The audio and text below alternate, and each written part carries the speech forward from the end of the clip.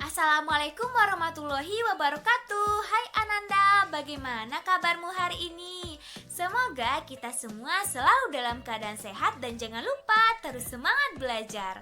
Hari ini kembali bersama Ibu Stefani, Ananda akan belajar tema 6 cita-citaku, subtema 2 hebatnya cita-citaku pembelajaran 5. Bersama-sama kita akan belajar materi pelajaran bahasa Indonesia dan juga pendidikan Pancasila dan kewarganegaraan.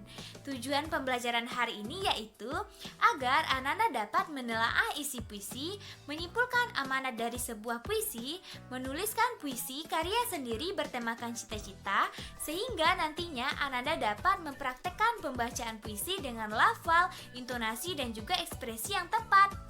Selanjutnya yaitu agar Ananda dapat menguraikan keberagaman makanan khas daerah di Indonesia, menguraikan keberagaman bahasa daerah di Indonesia, dan juga menjelaskan manfaat mempelajari keberagaman di Indonesia, sehingga nantinya Ananda dapat membuat poster tentang indahnya keberagaman di Indonesia. Ananda, pernah tidak Ananda membaca sebuah buku cerita? Apakah buku cerita kesukaan Ananda? Wah, bagus sekali. Sekarang coba Ananda Ibu amati buku-buku cerita berikut ini. Pernahkah Ananda melihat buku di atas? Nah, buku-buku tersebut ditulis oleh seorang penulis cerita anak yang bernama Clara Eng. Adakah di sini Ananda Ibu yang bercita-cita sebagai seorang penulis? Wah, ternyata ada ya Ananda Ibu yang bercita-cita sebagai seorang penulis. Itu bagus sekali. Seorang penulis cerita anak merupakan salah satu pekerja seni sastra.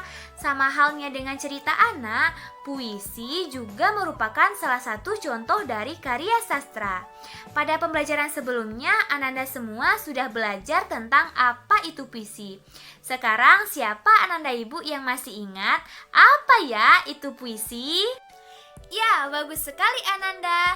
Nah, puisi merupakan salah satu bentuk dari karya sastra yang berisi ungkapan ekspresi dan perasaan pengarangnya dengan menggunakan bahasa yang indah, berima, dan juga berirama. Dalam puisi, kata-kata yang digunakan seringkali memiliki makna yang dalam, sehingga setiap puisi memiliki isi dan amanatnya sendiri. Siapa Ananda Ibu yang masih ingat? Apa ya itu amanat puisi? Tepat sekali, bahwa amanat puisi ialah pesan yang hendak disampaikan oleh penulis puisi kepada pembacanya. Nah, sekarang ayo Ananda semuanya amati dan bacalah di dalam hati teks puisi berikut ini. Dan jangan lupa perhatikan bagian-bagian di dalam puisi dengan seksama ya. Ibu beri waktu 5 menit ya. Wah, bagus sekali. Ananda semuanya telah selesai membaca puisinya. Bagaimana Ananda? Menarik bukan puisi itu? Iya, puisi berbeda dengan karangan biasa yang kita buat. Sekarang siapa Ananda Ibu yang tahu? Apa ya judul dari puisi ini? Ya, bagus sekali. Puisi ini berjudul Sahabatku Seorang Pemulung. Lalu siapa Ananda Ibu yang tahu? Siapa ya pengarang dari puisi Sahabatku Seorang Pemulung? Ya, tepat sekali. Puisi Sahabatku Seorang Pemulung ditulis oleh seorang penulis puisi bernama Dekaritas. Nah, Ananda semuanya, Ibu mau bertanya lagi nih. Apakah ada kata-kata sulit yang Ananda temui pada teks puisi tersebut? Tidak ada? Wah, pintar sekali semuanya. Jika nanti ada, Ananda bisa diskusikan bersama temannya atau juga bersama guru yang mengajar di kelas ya. Nah, baiklah Ananda, setelah bersama-sama kita menjawab pertanyaan-pertanyaan tadi, dapatkah Ananda menelaah isi dan amanat yang terkandung pada puisi Sahabatku Seorang Pemulung? Ayo, siapa yang tahu bercerita tentang apakah puisi Sahabatku Seorang Pemulung? Ya, bagus. Puisi tersebut bercerita tentang seorang anak yang kagum kepada sahabatnya yang bekerja sebagai seorang pemulung. Dikarenakan sahabatnya tersebut tidak pernah mengeluh, tidak pernah menyerah, dan selalu semangat untuk menggapai cita-citanya. Nah, bagus ya Ananda. Sekarang siapa Ananda Ibu yang tahu amalan apa ya yang terkandung pada puisi tersebut? Ya bagus, pintar sekali Ananda semuanya. Nah, jadi puisi tersebut mengandung amanat bahwa apapun pekerjaan kita harus selalu semangat, tidak boleh mengeluh, tidak boleh menyerah sampai nanti akhirnya kita mendapatkan hal yang lebih baik lagi. Nah, selain itu, puisi ini juga mengandung amanat bahwa sesama teman, sesama sahabat, kita harus saling mendukung satu sama lain. Alhamdulillah, Ananda semuanya dapat menjawab pertanyaan dengan baik sekali. 100 untuk Ananda semuanya. Nah, sehingga sekarang dapat kita ambil kesimpulan bahwa langkah-langkah yang dapat kita lakukan untuk menelaah isi dan amanat puisi yaitu yang pertama, membaca dan memahami judul dari puisi. Yang kedua, membaca puisi secara perlahan dan berulang. Yang ketiga, menemukan arti kata sulit yang terdapat pada teks puisi. Dan selanjutnya yaitu memahami setiap kata dan kalimat yang ada pada puisi. Sehingga nantinya kita dapat menelaah isi dan amanat yang terkandung pada puisi tersebut. Nah, jadi Ananda, untuk menggapai cita-cita, kita tidak boleh mengeluh, tidak boleh menyerah. Kita harus terus semangat sampai kita dapat mencapai cita-cita kita. Ingin menjadi apa Ananda di saat besar nanti?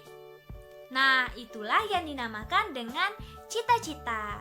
Sekarang coba Ananda semuanya amati gambar hebatnya cita-citaku. Apa saja yang Ananda lihat pada gambar? Ya, bagus sekali. Pada gambar terdapat berbagai macam jenis profesi seseorang sesuai dengan cita-citanya seperti pilot, dokter, chef, pemadam kebakaran, dan lainnya. Nah, tugas Ananda selanjutnya yaitu buatlah puisi hasil karya Ananda sendiri bertemakan cita-cita Ananda menggunakan kata dengan rima yang sama. Silakan Ananda kerjakan tugasnya dengan bimbingan guru di kelas ya. Baiklah Ananda semuanya, pada kegiatan sebelumnya Ananda semua telah mampu menulis puisi bertemakan cita-cita dan juga mempraktekkan pembacaan puisi dengan lafal, intonasi, dan juga ekspresi yang tepat. Ternyata cita-cita Ananda semuanya beragam ya. Ada yang ingin menjadi chef, ingin menjadi guru, dokter, polisi, pilot, dan lainnya. Semoga Ananda semua dapat menggapai cita-citanya ya. Nah, sekarang coba Ananda semuanya amatilah gambar berikut ini. Gambar apakah yang Ananda lihat di atas? Ya, benar sekali. Ini adalah gambar seorang chef dan berbagai jenis makanan khas daerah, seperti ada rendang yang berasal dari Sumatera Barat, papeda yang berasal dari Papua, kerak telur yang berasal dari DKI Jakarta, dan juga ada soto Banjar yang berasal dari Kalimantan Selatan. Tapi, apa ya itu makanan khas daerah? Ayo, siapa Ananda Ibu yang tahu apa itu makanan khas daerah? Ya, bagus sekali. Makanan khas daerah adalah makanan yang biasa dikonsumsi oleh penduduk di suatu daerah. Makanan khas daerah juga dinamai dengan bahasa daerah setempat. Ananda, pernahkah Ananda berkunjung ke tempat wisata yang ada di daerah lain di Indonesia? Nah, mereka tentu memiliki keunikan yang membedakannya dengan daerah lain, bukan? Salah satunya yaitu makanan khas daerah dan juga bahasa daerahnya. Jadi Ananda, selain memiliki keberagaman makanan khas daerah, Indonesia juga memiliki keberagaman bahasa daerah seperti bahasa Minangkabau, bahasa Jawa, bahasa Sunda, bahasa Batak, dan masih banyak lainnya. Jadi Ananda, banyak sekali bukan keberagaman makanan khas daerah dan juga bahasa daerah yang ada di Indonesia. Ibu mau bertanya nih, makanan khas daerah apa saja yang pernah Ananda Ibu cicipi? Lalu bahasa daerah mana saja yang Ananda Ibu ketahui atau Ananda Ibu pernah dengar? Nah, jadi sekarang tugas Ananda adalah tuangkanlah pengetahuan Ananda tentang keberagaman makanan khas daerah dan juga bahasa daerah yang Ananda Ibu ketahui pada poster yang terdapat di LKPD yang akan dibagikan oleh guru di kelas.